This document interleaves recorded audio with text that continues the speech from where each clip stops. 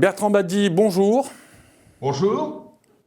Vous êtes un spécialiste des relations internationales. Merci d'être présent sur le plateau Télé Sud pour répondre à nos questions.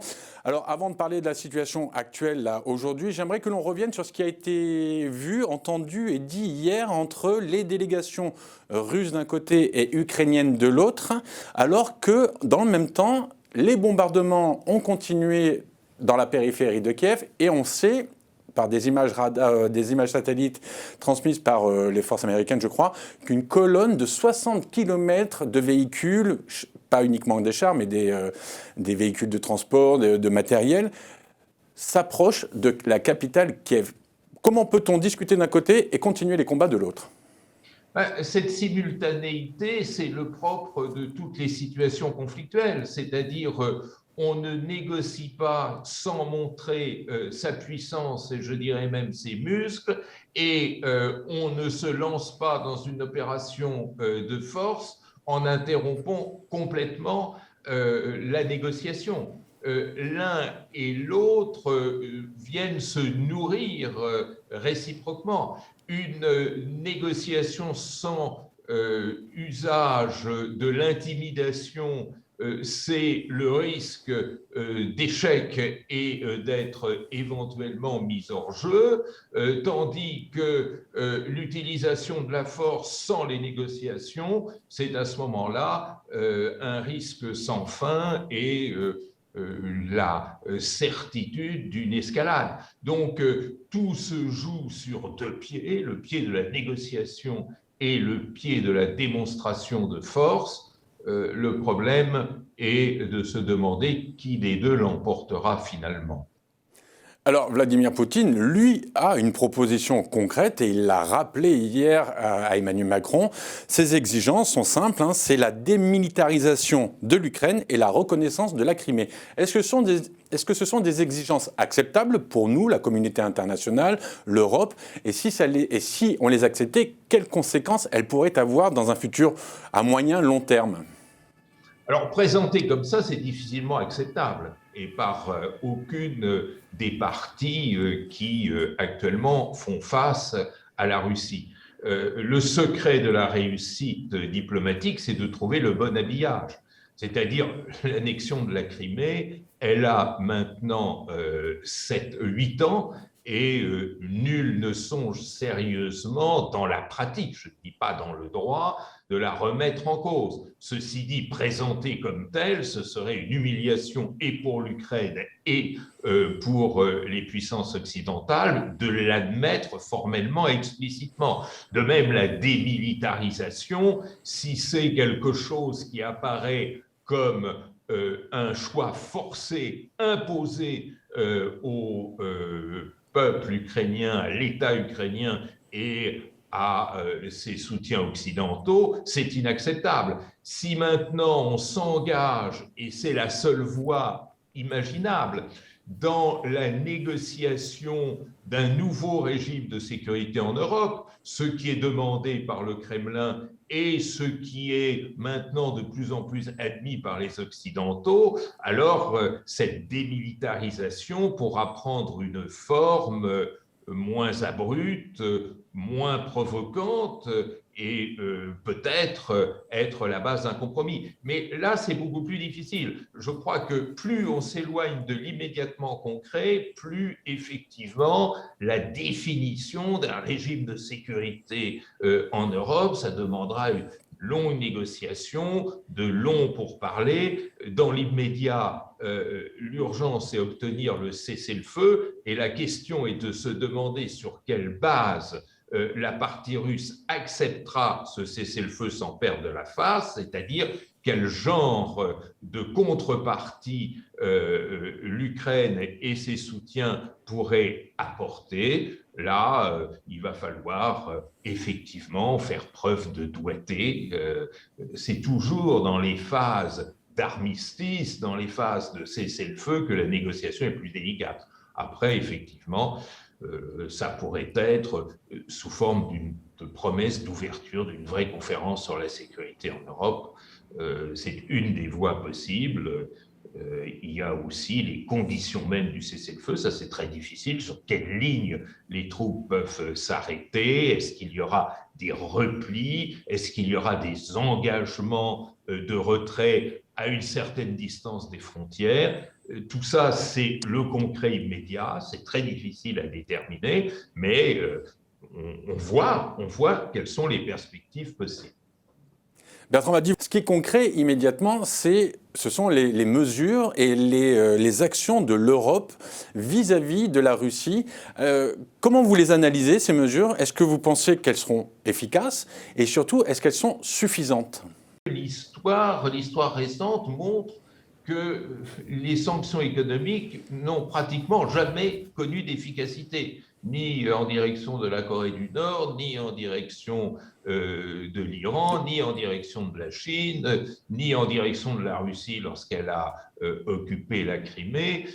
Donc l'efficacité des sanctions, c'est quelque chose de très hasardeux. Vous savez, on a cru notamment dans le monde occidental, que les sanctions seraient les nouvelles armes de la politique internationale occidentale, elles sont peu probantes. Elles sont d'autant moins probantes que l'on a face à soi un acteur qui a une rationalité plus politique et militaire qu'économique et qui donc ne se laisse pas forcément beaucoup impressionner par des sanctions de nature économique.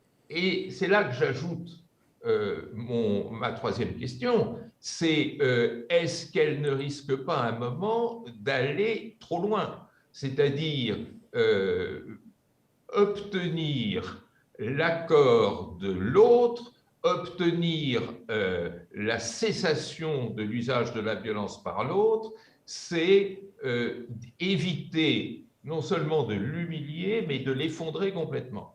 Parce que si vous mettez KO quelqu'un, évidemment, il considérera qu'il n'a plus rien à perdre, et c'est à ce moment-là qu'il peut devenir dangereux, encore plus dangereux qu'il n'est actuellement dangereux.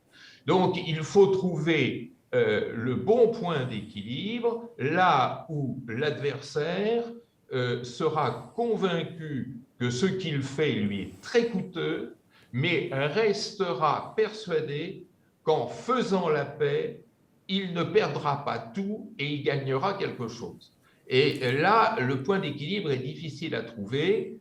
Attention à ne pas aller trop loin non plus. Il faut aller très fort, mais il ne faut pas aller trop loin, parce que si on va trop loin, on humilie de manière violente l'adversaire, et à ce moment-là, on peut s'attendre de sa part à des gestes absolument incontrôlés. Vous savez que M. Poutine est un fervent de la force et de l'usage de la force.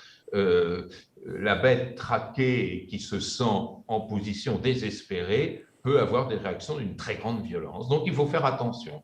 Sur le terrain, là, on entame le 6e jour du conflit. Les 5 premiers jours, la communauté européenne, le monde, étaient quelque part satisfaits de voir la résistance des Ukrainiens. Est-ce que justement là, un point d'équilibre n'a pas basculé? On va dire que peut-être la Russie a perdu la première bataille. Et là, quand on voit la colonne de 60 km de blindés, la colonne de l'armement et des militaires russes qui s'approchent de Kiev, est-ce que c'est pour que Vladimir Poutine montre bien à tout le monde qu'il est, en tout cas, s'il a perdu une bataille, il est hors de question qu'il perde la guerre? Alors moi, je ne parlerai pas de satisfaction des Occidentaux, je parlerai d'une part d'admiration. C'est une résistance qui force l'admiration et le respect. Et je penserai d'autre part que la vraie dissuasion est probablement là. C'est-à-dire que on a sous-estimé, surtout les dictateurs ont tendance à sous-estimer l'importance des résistances sociales.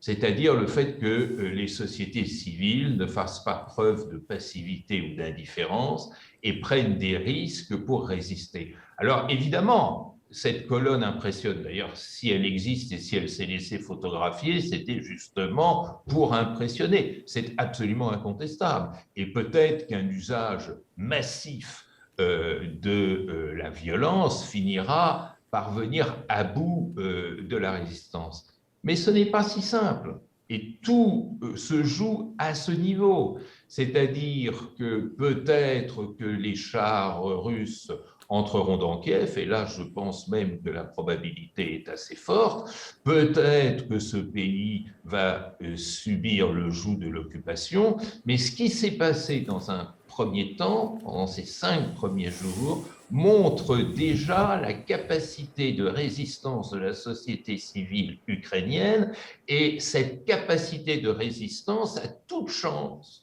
de se manifester dans un deuxième temps sous un régime d'occupation, rendant l'armée d'occupation dans une situation insupportable, extraordinairement coûteuse. C'est ce que l'armée soviétique avait éprouvé en Afghanistan dans les années 80 et qu'elle risque d'éprouver de manière encore plus forte aujourd'hui, d'autant que à cette résistance de la société civile se joint cet élément nouveau, inédit et qu'il faut prendre au sérieux, qui est la résistance de la société russe elle-même.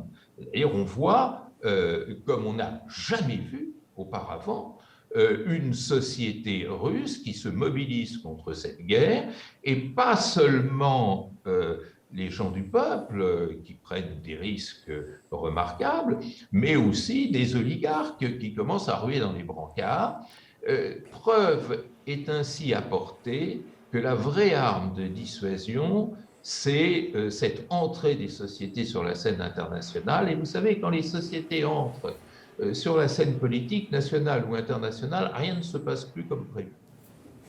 Bertrand Madier, une dernière question. Êtes-vous inquiet pour l'Ukraine et plus globalement pour l'Europe, au vu de tout ce qui se passe et de la précipitation des événements sur à peine une semaine là ? Nous sommes tous inquiets. Je veux dire, il n'y a que l'inconscient, la personne inconsciente, qui ne soit pas inquiète. Et pourquoi sommes-nous inquiets ? Parce que nous sommes en train d'éprouver une forme de conflictualité aiguë et violente, inédite, en tous les cas inédite en Europe.